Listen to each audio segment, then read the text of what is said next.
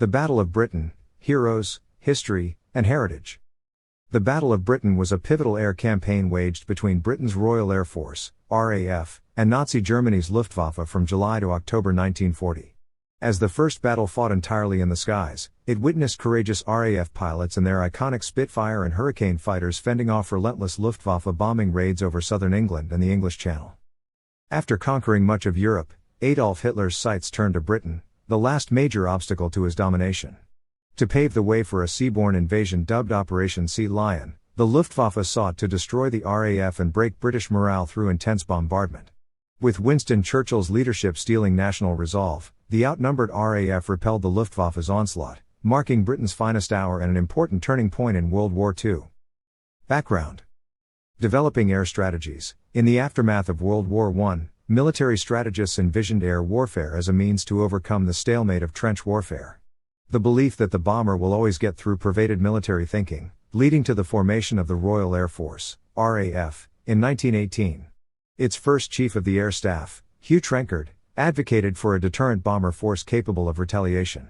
Similarly, the 1935 Luftwaffe doctrine, Conduct of Air War, Luftkriegsführung, emphasized attaining local air superiority and providing battlefield support. Strategic bombing of industries and transport was considered a decisive option, but the doctrine excluded bombing civilians, deeming it a waste of strategic effort. First stages of the Second World War. The early stages of World War II witnessed successful German invasions on the continent, aided by the Luftwaffe's ability to establish tactical air superiority. The swift defeat of defending armies in Norway in 1940 created a political crisis in Britain, leading to Winston Churchill's appointment as Prime Minister. On May 10, 1940, the Germans initiated the Battle of France with an aggressive invasion. Churchill sent RAF Fighter Command squadrons to support operations in France, despite objections from its commander, Hugh Dowding, who warned of weakening home defenses. German aims and directives. Initially, no plans were made for an invasion of Britain before the German offensive against France. After the fall of France, Hitler expected the British government to agree to a compromise peace on favorable terms, not desiring a decisive conclusion. The German army was unprepared for an invasion. Troops lacked training for landing operations, no landing craft had been built, and efforts were made to collect shipping and practice embarkation/disembarkation.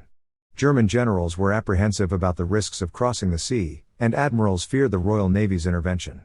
The responsibility for stopping the enemy was placed on the Luftwaffe, as the German Navy lacked confidence in its ability to do so. Opposing forces. Fighters. The Battle of Britain witnessed a fierce aerial clash between the iconic British fighters, the Hawker Hurricane and Supermarine Spitfire, and the formidable German Messerschmitt Bf 109. These aircraft played a pivotal role in determining the outcome of the battle. The Spitfire and Bf 109E were well matched in terms of speed and agility, with both outperforming the Hurricane. However, the slightly larger Hurricane was regarded as an easier aircraft to fly and was particularly effective against the Luftwaffe bombers. The RAF's preferred tactic was to deploy the Hurricanes against bomber formations and use the Spitfires against the fighter escorts. Spitfire Mki, the advanced all-metal airframe made it light and strong. It was faster and more responsive than the Hurricane. It matched the Bf 109 and was superior at lower altitudes. Hurricane Mki, derived from earlier biplane fighters, with a wood and metal framework. Stable and rugged, easier to maintain and repair than the Spitfire. Slower than the Spitfire and Bf 109, but effective against bombers. Messerschmitt Bf 109E, faster than the Spitfire at high altitude and could dive more rapidly. More effective armament of 2 cannon and 2 machine guns. Pilots had more combat experience, conferring a significant advantage. Bombers. The Luftwaffe's primary bombers during the Battle of Britain were the Heinkel He-111, Dornier Do-17, Junkers Ju-88, and the infamous Junkers Ju-87 Stuka dive bomber. Heinkel He-111, most important early bomber, but obsolescent in 1940. Insufficient bomb load for a strategic bombing campaign. Slow and poorly armed, vulnerable to RAF fighters. Dornier Do-17, Flying Pencil, based on a pre-war design for a high-speed mail plane nimble at low altitude but limited bomb load and range-weak defensive armament, suffered severe losses. Junkers Ju-88, most modern German bomber in 1940, designed as a fast medium bomber but compromised for dive bombing capability. Versatile and important aircraft but vulnerable to RAF fighters. Junkers Ju-87 Stuka, infamous dive bomber, achieved notoriety during the Blitzkrieg. Effective in earlier campaigns with air superiority, suffered heavy losses against RAF fighters due to slow speed. Pilots. The Battle of Britain witnessed the participation of pilots from various countries, united in their determination to defend Britain against the Luftwaffe's onslaught. The RAF's processes for selecting potential candidates were open to men of all social classes, ensuring a diverse pool of pilots. By mid-1940, there were about 9,000 pilots in the RAF, with Fighter Command never facing a shortage of pilots, although finding sufficient numbers of fully trained fighter pilots became a challenge by mid-August 1940. International participation. The Battle of Britain was truly an international effort, with pilots from across the Commonwealth and occupied Europe joining the RAF's ranks. Commonwealth pilots came from Australia, Canada, New Zealand, South Africa, and Rhodesia, now Zimbabwe. 2 group commanders were from New Zealand and South Africa. Polish pilots, evacuated after the German invasion of Poland. 2 Polish fighter squadrons, numbers 302 and 303, were formed. Number 303 became Fighter Command's highest claiming squadron with 126 kills. Czech pilots, 2 Czech fighter squadrons were formed. Josef František, a Czech pilot flying with number 303, Polish, squadron, was the highest scoring pilot.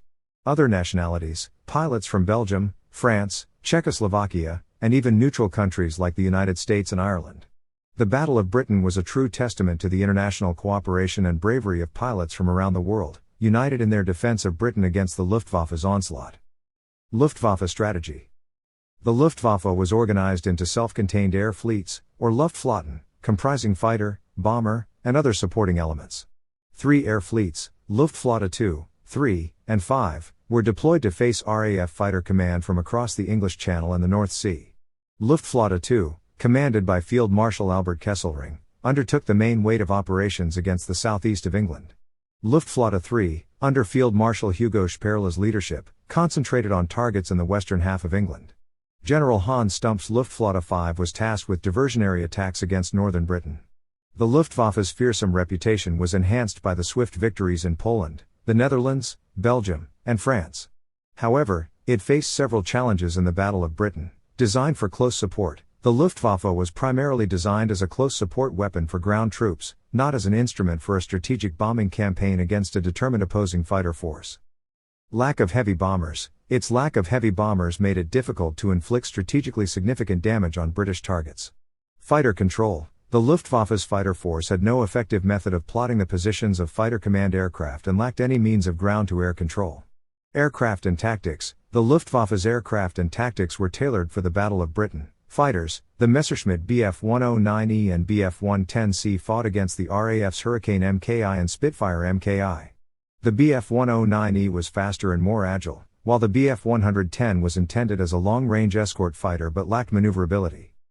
Bombers. The primary bombers were the Heinkel He-111, Dornier Do-17, and Junkers Ju-88 for level bombing, and the Junkers Ju-87 Stuka for dive bombing tactics. The Stuka, though successful in earlier campaigns, suffered heavy losses due to its slow speed and vulnerability after dive bombing. The Ju-88 was the fastest and most modern, while the He-111 had the largest bomb load. Tactics. The Luftwaffe believed in inflicting sufficient damage to force the RAF to respond, allowing experienced German fighter pilots to decimate its ranks. However, the RAF's adoption of more open formations denied the Luftwaffe total success. The Luftwaffe's strategy was shaped by its strengths in close air support and the belief that the bomber would always get through. However, it faced challenges in executing a strategic bombing campaign against a determined fighter force like the RAF. RAF strategy. Dowding's Integrated Air Defense System. The RAF strategy centered around an integrated air defense system, known as the Dowding System, named after Air Chief Marshal Sir Hugh Dowding, the commander of RAF Fighter Command. This revolutionary approach leveraged cutting-edge technology and organizational efficiency to counter the Luftwaffe's offensive. Radar network. Britain had a chain of 29 radar stations along its southern and eastern coastlines, providing early warning of incoming Luftwaffe formations up to 100 miles away. Royal Observer Corps. Once the Luftwaffe crossed the English coastline, the Royal Observer Corps, a civilian organization, began tracking their movements and relaying information to Fighter Command. Centralized Command and Control. Fighter Command, headquartered at Bentley Priory, was organized into 4 groups, each responsible for a specific geographic area. This allowed for efficient coordination and deployment of fighter squadrons. Delayed scrambling. By delaying the scrambling of fighters until the last possible moment, the RAF conserved resources and ensured its pilots were well rested and ready for combat. Tactical adaptations. As the battle progressed, the RAF recognized the limitations of its pre-war tactics and adapted accordingly. Abandoning the Vic formation, the RAF initially used Type 3 aircraft Vic formations for fighter area attacks, but this proved ineffective against the Luftwaffe's fighter escorts. Adopting the Finger 4, some squadrons adopted the more flexible Finger 4 formation, inspired by the Luftwaffe's Schwarm tactic, involving 4 aircraft operating in pairs. Big Wing Tactics. Air Vice Marshal Trafford Lee Mallory and Squadron Leader Douglas Bader championed the Big Wing tactic, with multiple squadrons, 36 to 60 aircraft, engaging enemy formations en masse. Focused attacks. Instructions from Air Vice Marshal Keith Park directed Spitfires to engage fighter escorts, while Hurricanes concentrated on bombers and close escorts. Strategic shift. As the battle progressed, a critical shift in the Luftwaffe's targeting priorities provided the RAF with a much-needed respite. Luftwaffe targets London. Enraged by a retaliatory RAF bombing of Berlin, Hitler ordered the Luftwaffe to shift its focus from RAF airfields to the city of London on 5 September 1940. Reduced pressure on Fighter Command. This strategic shift took pressure off Fighter Command, allowing it to reconstitute its forces and generate air power more effectively.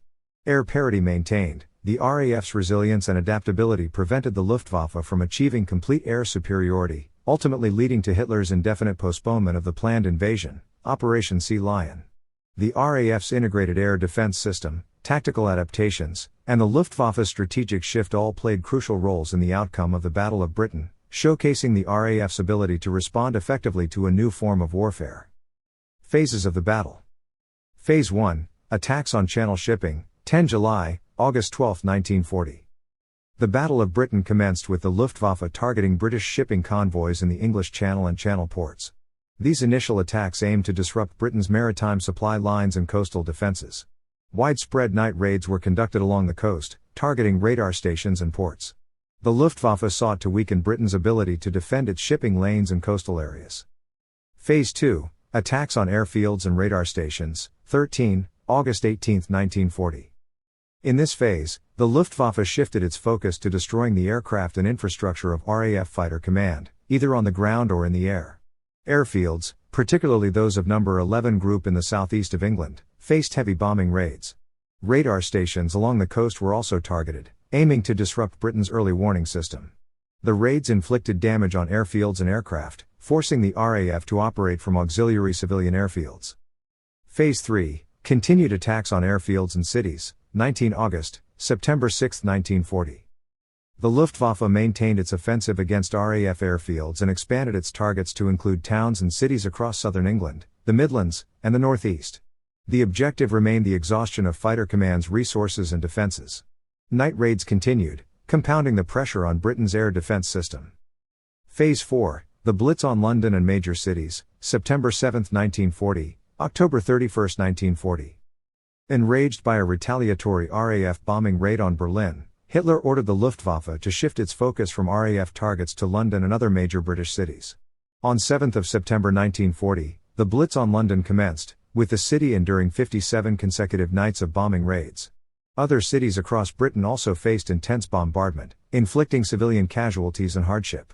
However, this strategic shift provided a much-needed respite for Fighter Command, allowing it to reconstitute its forces. Primary targets, 10 July, August 12, 1940 Channel shipping, ports, coastal radar stations. 13, August 18, 1940 RAF airfields, radar stations.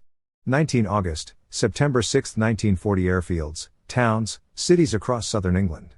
September 7, 1940, October 31, 1940, London and other major British cities, the Blitz. The Battle of Britain witnessed a series of distinct phases, each marked by a shift in the Luftwaffe's targeting priorities.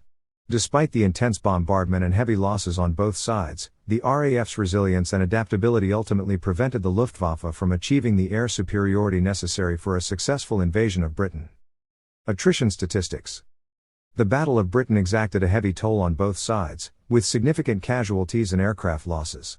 Here are the key attrition statistics. Royal Air Force, RAF, 1,542 killed, 422 wounded, 1,744 aircraft destroyed.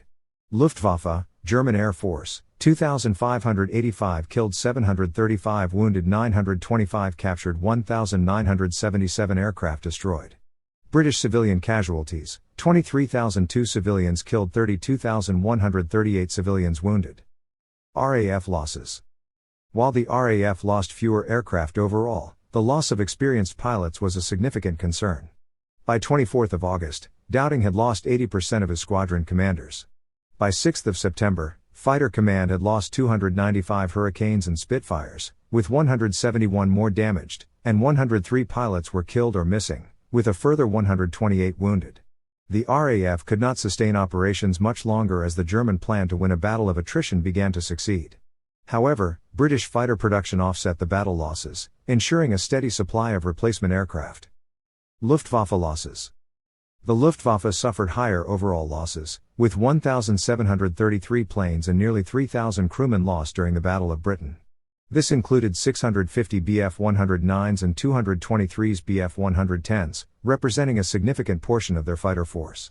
More than half of the German aircraft destroyed were shot down by Hurricanes, as the RAF had deployed Spitfires to engage the Bf-109s while using Hurricanes against German bombers and their escorts. Impact on future operations. At the end of the Battle of Britain, Fighter Command had slightly more aircraft than at the start, thanks to surging British industry. However, the RAF had taken terrible losses in its most experienced airmen. In contrast, the German aircraft industry was unable to surge its production, and between August and December 1940, Luftwaffe fighter strength fell by 30%, and bomber strength by 25%. The attrition statistics highlight the intensity of the Battle of Britain and the resilience of both sides.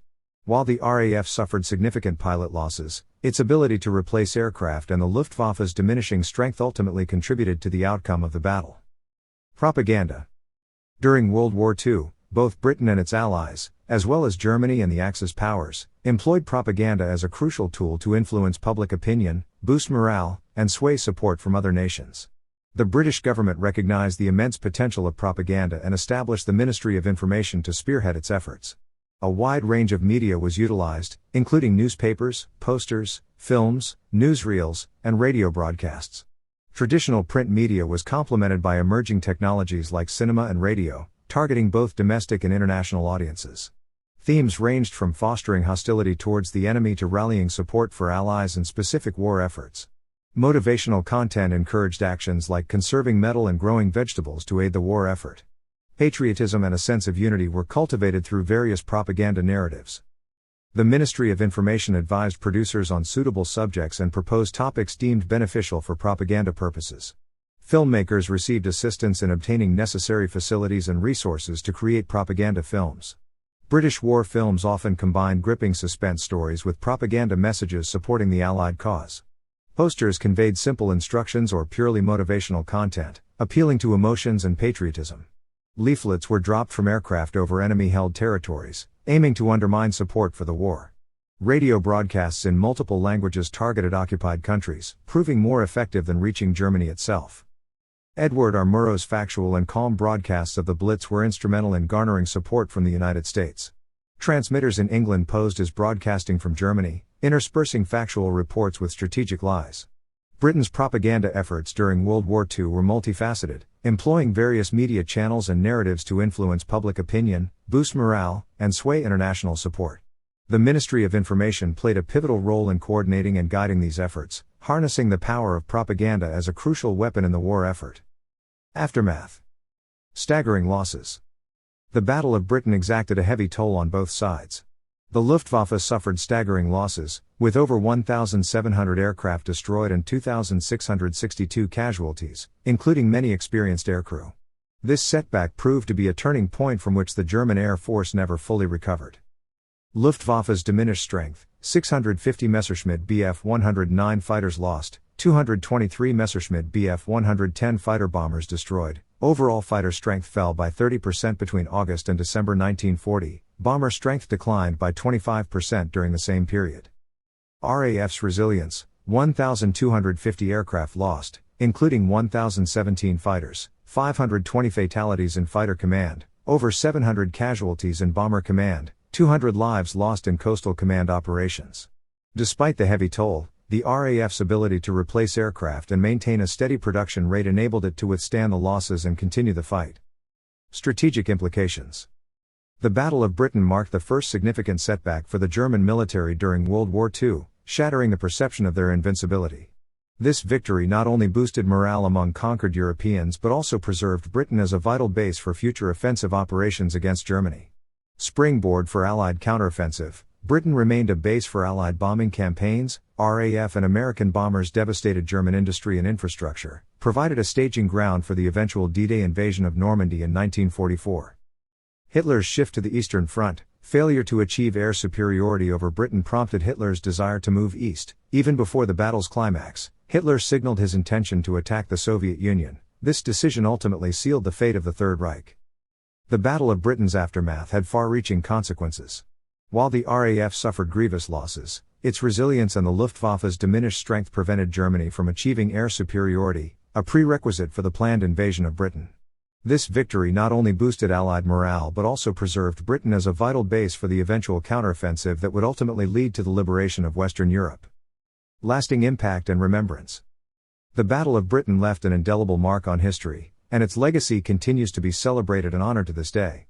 Pioneering medical advancements, plastic surgeon Archibald McIndoe pioneered treatment for severe burns. He established the Guinea Pig Club for moral support of disfigured airmen. Commemorations and memorials. Battle of Britain Day is celebrated annually on September 15. Numerous memorials and monuments honor the sacrifices of RAF pilots and personnel. Cultural significance. The battle inspired works of art, literature, and films. It became a symbol of resilience and determination in the face of adversity. The Battle of Britain remains a defining moment in World War II, a testament to the courage and sacrifice of those who defended Britain against the Luftwaffe's onslaught.